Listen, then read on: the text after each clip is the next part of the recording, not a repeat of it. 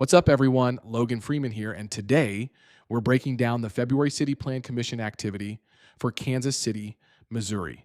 KCMO holds zoning and planning meetings twice a month, typically the first and third Wednesday.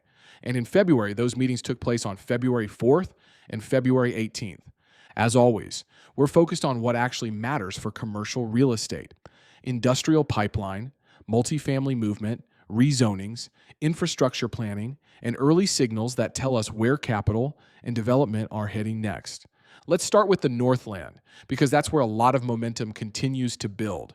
During the February 4th meeting, multiple Shoal Creek preliminary plats moved forward, including 72 lots near Northeast 76th Street and Flintlock Road, and another 132 lots near Northeast 82nd Terrace and North Booth Avenue across roughly 63 acres. That's more than 200 new residential rooftops entering the pipeline, which historically drives neighborhood retail, service commercial, and eventually mixed-use development along those corridors. Also in the Northland, a commercial final plat near Northeast 86th Terrace and North Indiana Avenue created two new commercial lots within a B2 zoning district. Smaller plats like this don't always make headlines, but they're often early indicators of retail pads or service-oriented development positioning ahead of population growth. Leaving the Northland and heading to South, we have one of the more interesting technical items involved: the Country Club Plaza, where a sidewalk vacation covering a large portion of the plaza footprint moved through the process. And this one has real context behind it. The plaza changed ownership recently when Dallas-based HP Village Partners acquired the district, and their strategy has been very clear: reposition the plaza back toward a high-end, luxury-focused destination similar to Highland Park Village in Dallas. That includes upgrades to public space design, pedestrian flow, tenant placement, and overall experience. So when you see something like a sidewalk, vacation, or right-of-way adjustment, it's not just paperwork. It's typically part of a broader redevelopment strategy focused on circulation, safety, and restoring that polished upscale environment the plaza was originally known for. Elsewhere in that February 4th meeting, a large-scale rezoning near Northwest Skyview Avenue covered approximately 99 acres, shifting from agricultural to R80 residential zoning. That scale of entitlement near the airport submarket signals continued outward growth pressure, which tends to precede future retail nodes and commercial corridor expansion. Now moving into the February 18th meeting, where we saw several approvals with direct CRE impact. On the consent docket, a final plat at the northeast corner of Northwest 68th Street and Highway 169 approved a roughly 4.5-acre motor vehicle repair facility, another example of service commercial following traffic and rooftops in the Northland. Along North Oak Trafficway, about 6.14 acres were approved for a multifamily final plat, creating 2 lots and 3 tracks for residential development.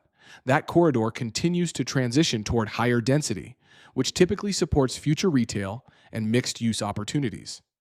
Industrial activity remains one of the strongest signals in the city's pipeline.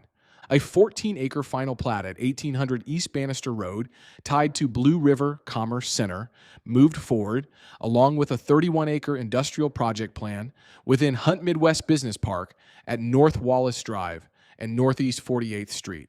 Large-scale industrial entitlements like these reinforce Kansas City's ongoing position as a logistics and distribution hub in the Midwest. From a policy standpoint, the Commission recommended approval of a moratorium on new non-municipal detention facilities through January 15, 2031. While niche, policy moves like this matter because they shape long-term land availability and entitlement risk for specific asset types. The Commission also approved updates to the city's major street plan, and infrastructure planning is one of the biggest drivers of where commercial corridors emerge and where long-term development value follows. Along Troost Avenue at 7345 Troost, a special use permit was approved for a used vehicle sales dealership within a B32 zoning district, showing continued incremental reinvestment along evolving urban corridors. Several retail-related cases near 7953 State Line Road, including a mixed-use plan amendment, rezoning to B22, and a drive-through expansion, were continued to future hearings. That area near Waldo will be worth watching as redevelopment plans move forward. An event center proposal near East 12th Street within the Prospect Corridor overlay was also continued, highlighting continued interest in experiential uses along transit-oriented corridors. And finally, the KCI area plan update covering the broader airport region, generally bounded by Highway 152, the Platte and Clay County boundary, and the northern city limits, was continued as well. Any updates tied to the airport area planning framework have long-term implications for industrial, land supply, logistics expansion, and regional growth strategy north of the river. So what are the big takeaways for commercial real estate? Industrial development remains extremely active. Multifamily density continues expanding along major corridors like North Oak and Shoal Creek, and established districts like the Plaza are entering a repositioning phase that could reshape tenant mix and long-term investment strategy. These planning commission meetings give us an early look at the pipeline, long before deals ever hit the market.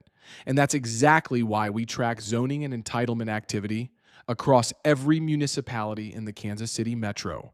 Stay tuned for next month's update as we continue watching where development, capital, and policy are moving across all of the Kansas City metro.